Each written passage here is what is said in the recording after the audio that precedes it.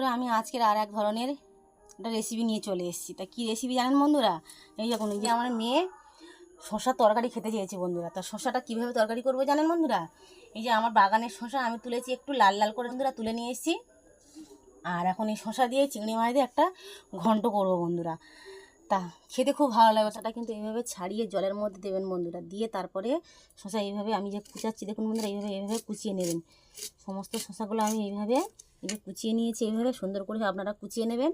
নিয়ে তারপরে কিন্তু শশাটা ঘন্ট বানাবেন চিংড়ি মাছ দিয়ে। ভালো করে ভেজে নিয়েছি সুন্দর করে, আর কড়াইতে তেল দিয়ে দিয়েছি। আর ফোড়নে কি নিয়েছি দেখুন বন্ধুরা, দেখছেন এখানে কালো জিরে আছে, গোটা জিরে আর শুকনো লঙ্কার তেজপাতা। আমি এখন শুকনো লঙ্কার তেজপাতাটা দিয়ে দেবো, যে কালো জিরে আর গোটা জিরে দিয়ে দিলাম। এখন একটু নেড়ে নেব। দেখুন আমার এটা ভালো করে এখন ভালো করে নাড়া হয়েছে, খুব সুন্দর একটা সেন্ট উঠেছে। আমি এই শসাগুলো তুলে দিলাম। তো দেখুন আমি এখানে কী কী মশলা নিয়েছি, হলুদ, লঙ্কা, লবণ, আর এখানে চিনি দিয়েছি। কেন চিনিটা দিয়েছি জানেন বন্ধুরা?